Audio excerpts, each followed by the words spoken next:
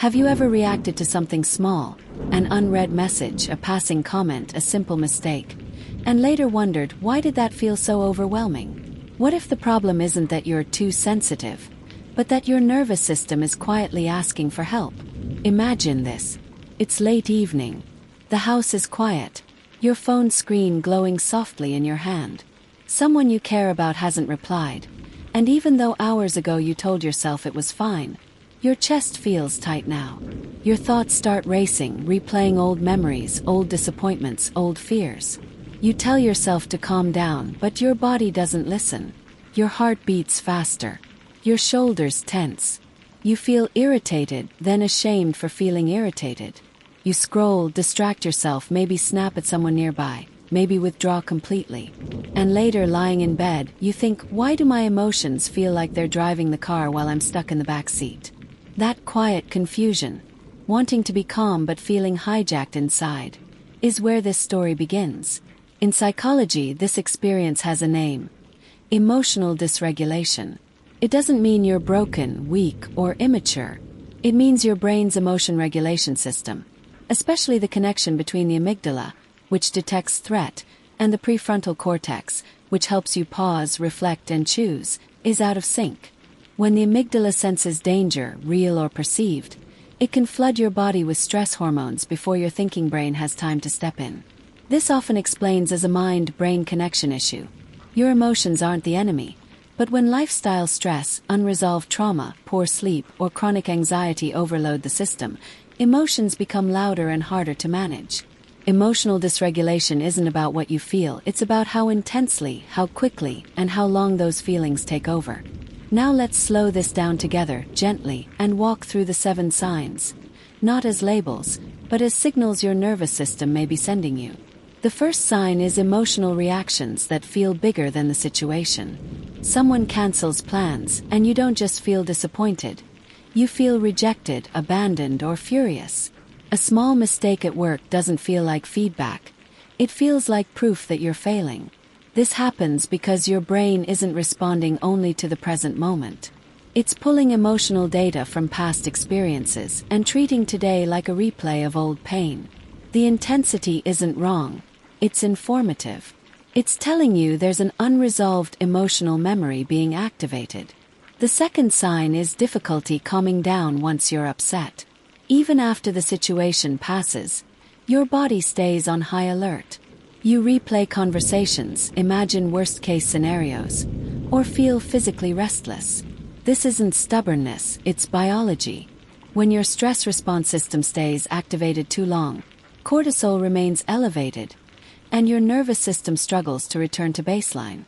Dr. Marks often emphasizes that regulation isn't about forcing calm thoughts. It's about helping the body feel safe enough for the mind to settle. The third sign is sudden emotional shifts. You may feel okay one moment and overwhelmed the next, without a clear reason. This can feel confusing or even frightening. What's happening is that your emotional threshold, the point at which stress becomes too much, is lower than usual. Lack of sleep, nutritional deficiencies, hormonal changes, or chronic stress can all narrow that window of tolerance. When the window is small, it doesn't take much to push you out of balance. The fourth sign is impulsive reactions followed by regret. You say things you don't mean, make quick decisions, overeat, overspend, or withdraw suddenly, then later feel embarrassed or ashamed. In these moments, the emotional brain is acting faster than the reflective brain. This isn't a character flaw. It's a timing issue. Your prefrontal cortex, which handles impulse control, goes partially offline under stress.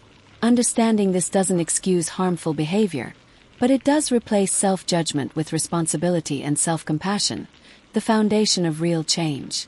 The fifth sign is emotional numbness after intensity. After feeling too much for too long, you may feel nothing at all. This is your nervous system's way of protecting you from overload.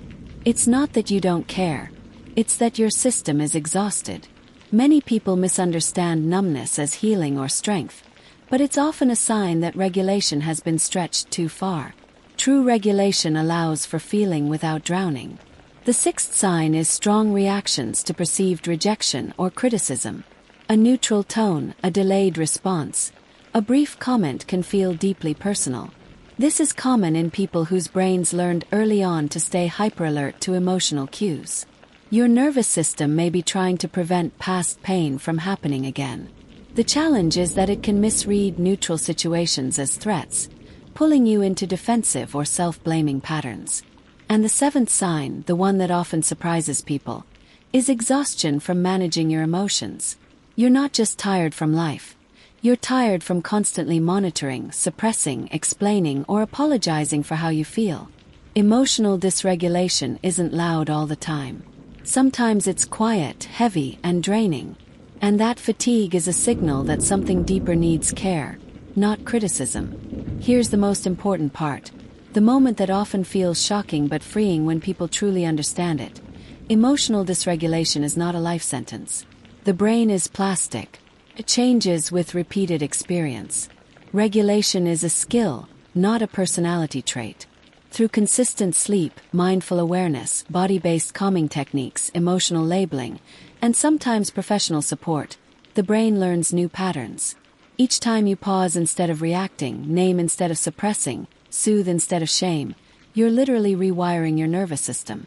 The real conflict in this story isn't between you and your emotions. It's between the belief that you should already have control and the truth that regulation is learned through safety, repetition, and compassion. When you stop fighting your emotions and start listening to them, something shifts. You don't become emotionless. You become emotionally fluent. So, if any part of this story felt uncomfortably familiar, let it comfort you instead. Means you're aware. And awareness is the first step toward regulation, resilience, and healing. You don't need to fix yourself. You need to understand yourself.